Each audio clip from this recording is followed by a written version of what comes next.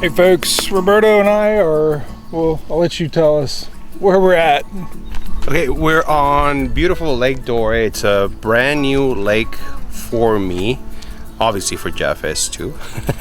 We're going to be hosting a tournament here on August 6th for the Kayak Anglers Association of the Outaouais, and it's actually partnering with the Water and Dirt Festival from Pembroke, Petawawa, basically the Ottawa Valley. I'm not going to be able to fish this lake because I'll be judging. And last night we were talking and discussing what was going to be the plan for today, and we decided to go fish a lake that I have not fished before. So we're going to try to figure it out, try to get a pattern and see what we catch. Cool. It looks like a big bowl-shaped lake. You've just heard from folks that it fishes fairly well. That's what I've heard. Largemouth, smallmouth, walleye, and I've heard stories of crappie being caught as well. So we're obviously going for the bass. Right. All right. So we'll get zooming out there, use the side imaging, see what we can find in terms of, I don't know, whatever cover structure we can find. It doesn't seem like there's going to be a lot of rocky formations. Maybe I'm wrong, but I think we're probably going to be fishing grass, like finding the right kind of mixture of grass, you know, with the side imaging. Transitions, basically. I think that's what we're going to be focusing on today. All right, let's go find them. Do it. So when I'm on a body water for the first time, first thing that I want to look at, other than just looking at it, is to look at the bathymetric map or the chart of it. And I do have some, actually I'm gonna mark my waypoint that shows me where we accessed it in case the tracks go away. But you know, I can navigate back to that at the end of the day if I'm out there somewhere and I turn around and it all looks the same to me. I can use the go-to function to navigate to that. But immediately we're seeing a big flat area, which is, you know, the shallow sparse grass. You know, maybe that's 3 feet. You know, you got a lot of contour lines here, and that's usually where I want to focus. You know, this white water is the 20, you know, this white area is the 20-foot deep range. And as we head out towards this transition from 3 feet or 5, it says I'm at 5 feet, to 20 feet, that drop off is going to look good. But let's zoom out and look at the entire lake. So yeah, I think that contour line that's right in front of me is one of the you know, the more densely packed set of contour lines. You got some over on which shore is it going to be? One of these shores. I'll know when I get close to it. That actually looks like it might be like a rocky formation out there, jutting out. Look at those lines packed tightly together. That actually looks good there. But you know, an overall quick look at the bathymetric map is going to help you say, all right, let's find a good starting point of finding that drop off, you know, for good, reliable summertime fishing. You know, they like drop offs for sure. So one of the most effective ways to learn a new body of water is to troll. You get to cover a lot of ground, and I'm going to troll the tightly packed bathymetric contour line, so the drop off. So we had a big flat out here. It comes out, we're in 12 feet. It's going to drop off to 20 right over there. But I'm starting to, you know, I'm actually going to start with this Spro Little John Deep Diver. This one mimics shad in the right size for a lot of the shad, for so many different lakes. It's a great, you know, great way to locate concentrations of fish. So I'm going to use the Spro Little John Deep Diver on one side, and on the other I'm going to put this Sixth Sense, I don't know, it's just a shad color crankbait. And I'm switching one of my Yak Attack Omega Pro rod holders, which I usually keep right here to point my rods back, but I can move it forward so that I can troll effectively off of one side.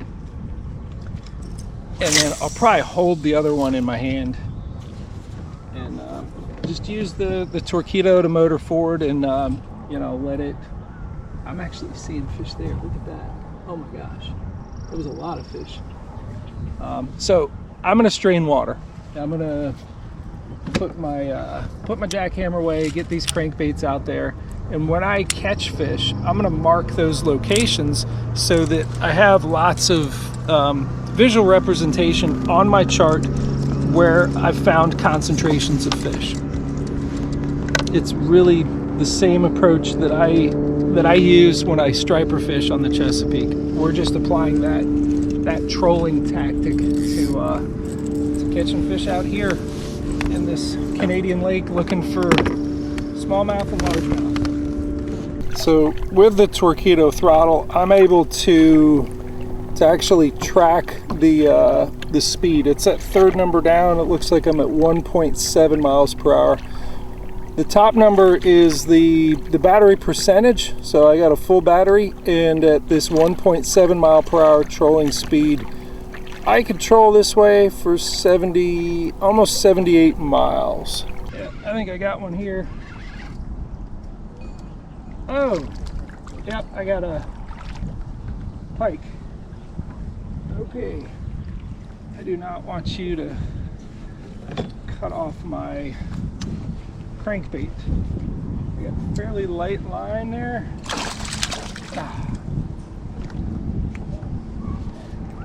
And you've eaten that. Okay.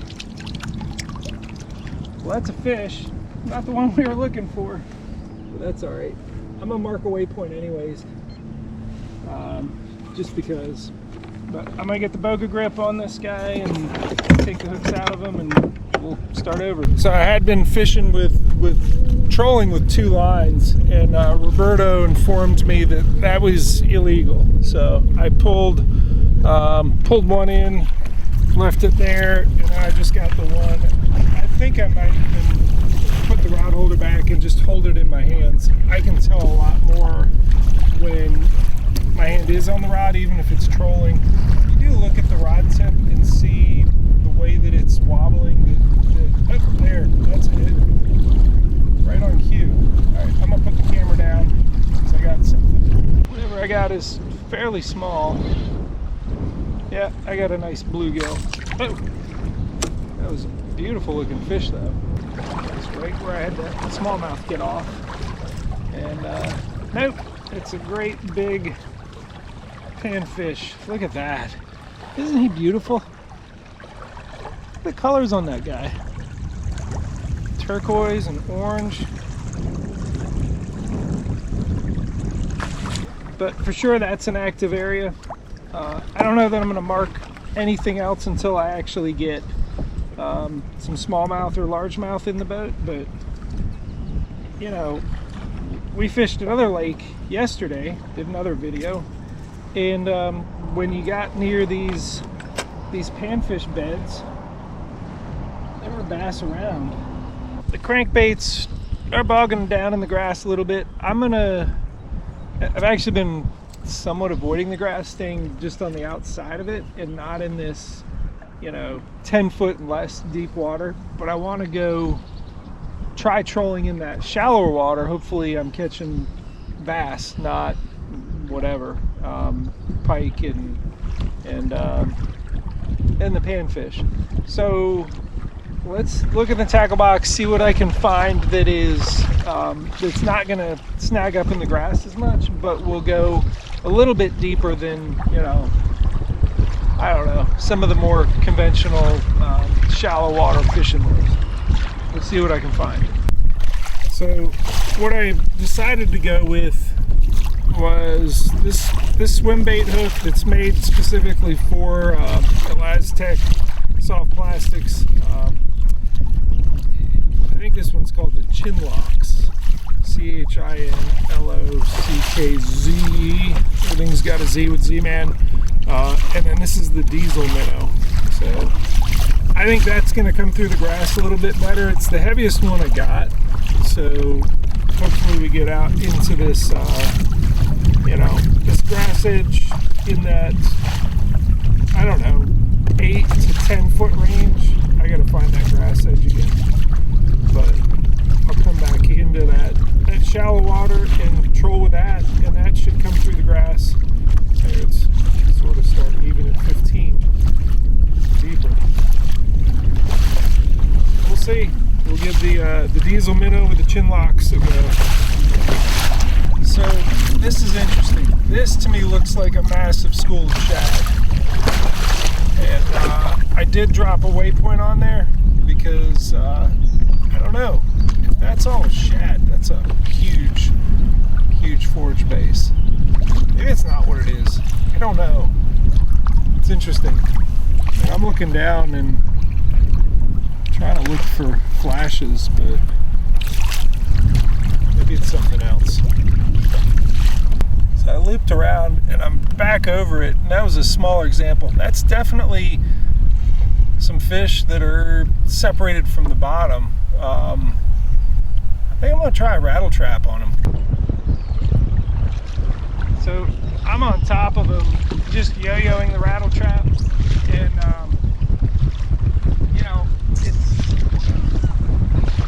it's moving them around. It is disrupting the bait fish. What I'm looking for, and I'm hoping to see, is somewhere on the outside of the school of bait fish, a couple dark marks. That might be one there. Which, the predator fish are never going to be far, even if they're not actively attacking the school of bait fish. They're going to be near them. They're going to be keeping an eye on them. There's a hookup. What do we got? Right on the outside of that school of bait fish, and it's another piker. Come here, you.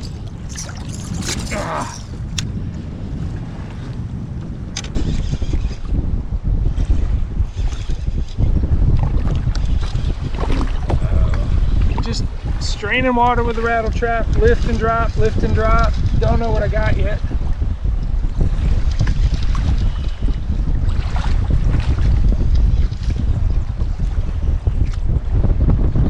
Yeah, another one of those. Let go. Let go. Let go.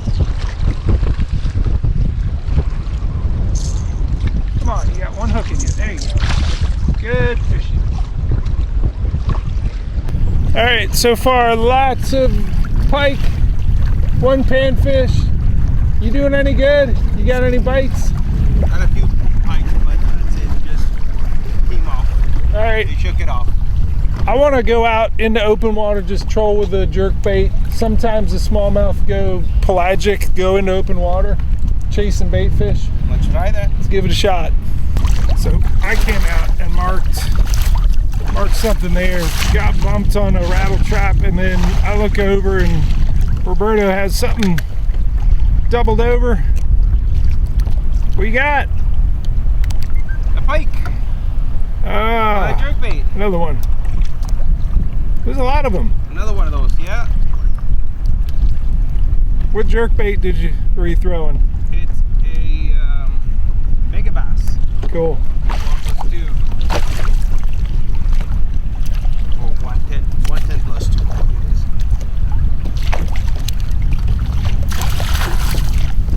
We're out of deeper water, and that school of bait fish is disappearing from my view, but it was off on the left, and that's the sort of thing that when you're out here just trolling with a jerk bait, that I'm hoping to intercept. To be out here for the smallmouth that are just roaming in open water, looking for that school of bait fish. I did see that one briefly on my side imaging. That's a better shot of the suspended school of bait fish. Nobody is on that. I don't think there are any bass pursuing it, but they're out here. How deep is that? We're gonna say 20 feet down. All right, I'm out over 46 feet of water, and I've got something on. Just out here in the open. No idea.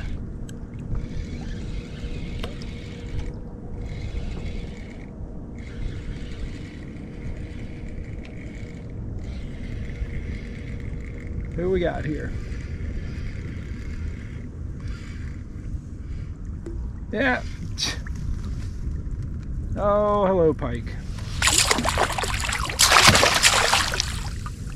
So every time I catch one of these, I'm checking the last little bit of line, and honestly grateful that it's not a bite off. But I mean, basically every fish that I catch, there's damage on the line and I gotta retie. Look at that school of bait fish. That thing is 30 feet tall. Amazing. All right, we're coming up on a shoreline that I actually set a go-to course. I set a waypoint over here. I chose this particular bank as a destination because it has steeper contours, and we should have deeper water reaching right up to it. And I don't know, just looked good on the bathymetric map here. Trying a different crankbait. And what do we got? More pikers. Jump off.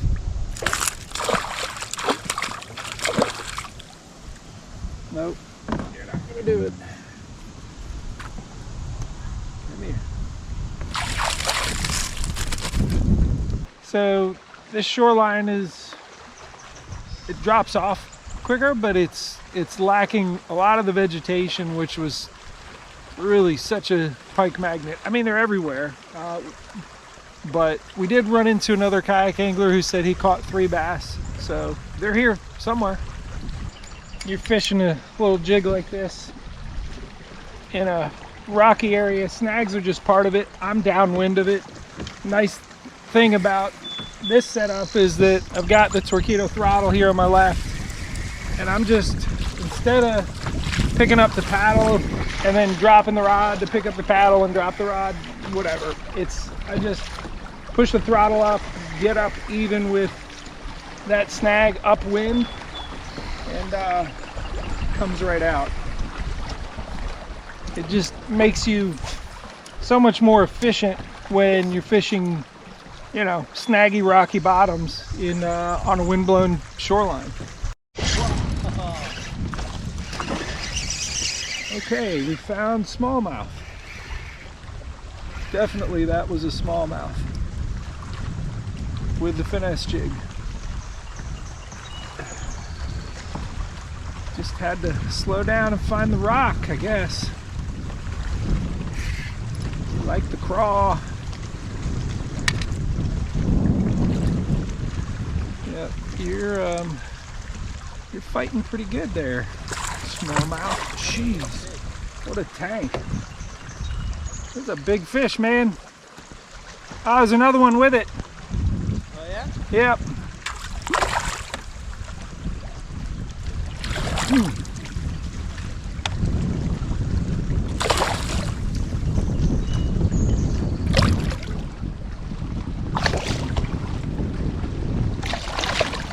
How that got through there. How I've messed this up. I gotta look you. You went through the net. Look at that. Yeah, I don't know how you got through there without me knowing it. Must be a hole in that net. Yeah, he gave me some good jumps too. So, for sure. that gets a waypoint. So the steeper, rockier, no vegetation shoreline is a good thing. Let's get a measurement on him. We'll get him back in.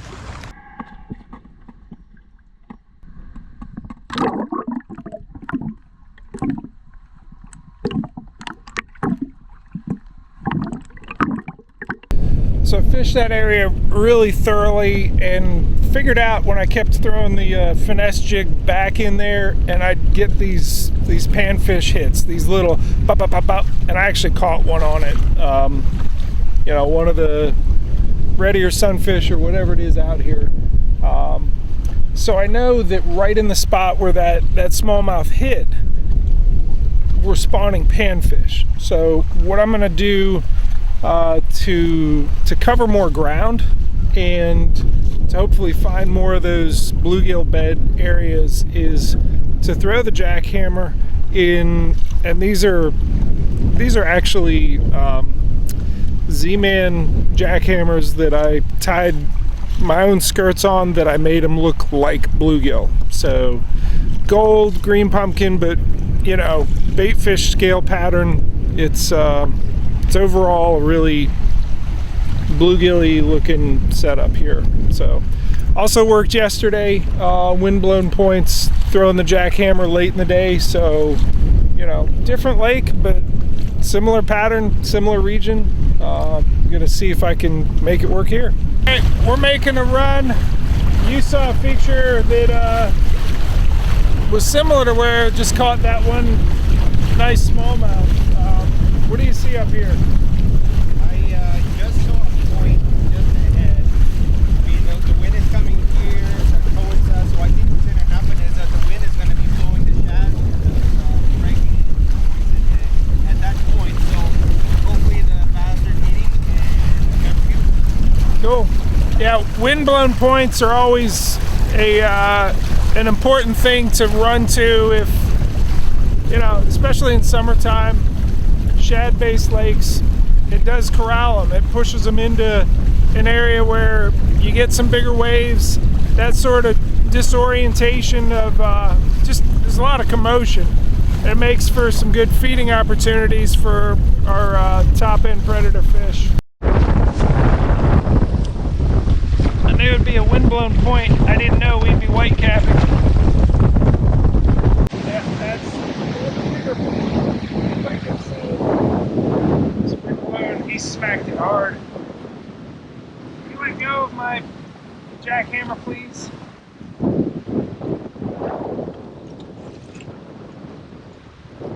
I was done with you. Thank you. All right, I got the one pike off of the wind-blown point, but we're gonna take a look at the map again and see if there's something else. It's 3:15, so we're kind of sampling all of the lake and want to make sure we leave enough time for checking out this side. You can see from our tracks what we have covered, and what I'm interested in are these creeks coming in right there that we're headed towards. I will set the go-to function to head to those, but I'm guessing we might have some good largemouth action up in there. Let's hope, man. Let's put it and try to take advantage of the light. Yep.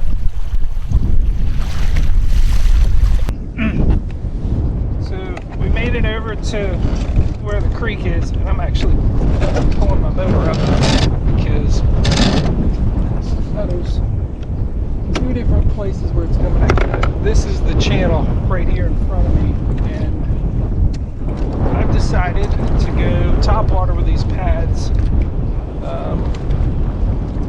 with this guy right here. It's a Z-Man soft plastic frog with a 5/0 extra wide gap grip pin hook. Alright, Roberto has a large mouth. He's fighting. What did he hit?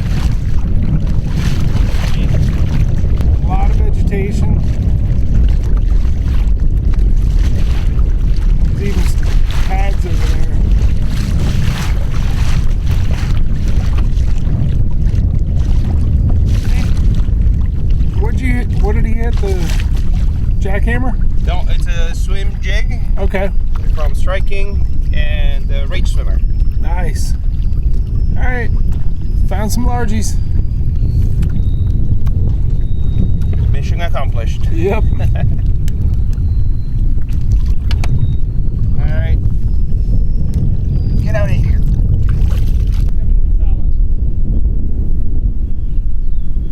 You got one on a frog?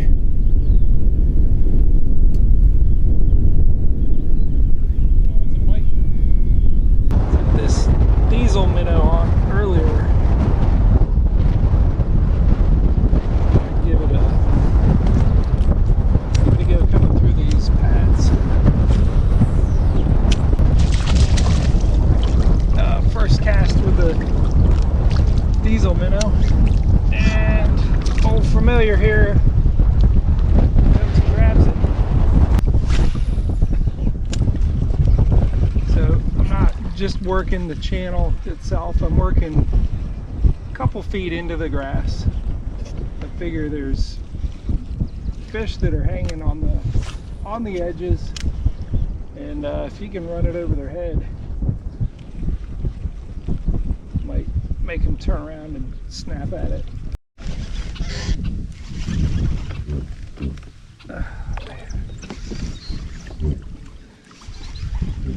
No guesses whether this is a bass or pike. I mean, odds are pike, but it was a sizable fish, whatever it was.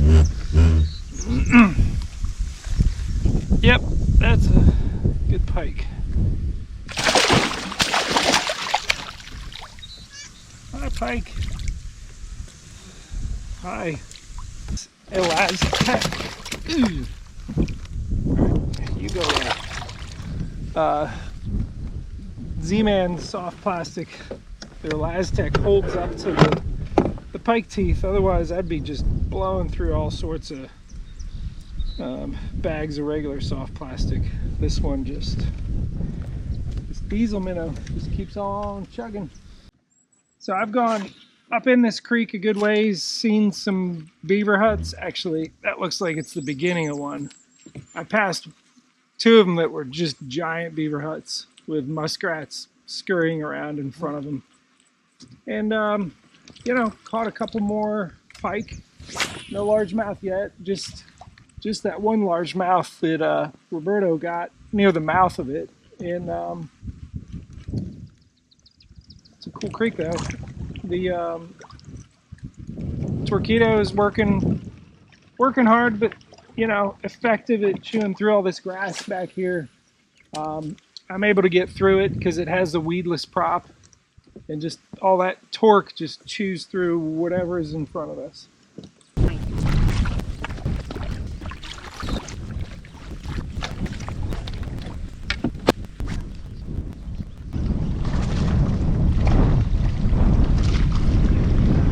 Yeah, got a largemouth. Deep in this grass. Finally got a largie. Woo!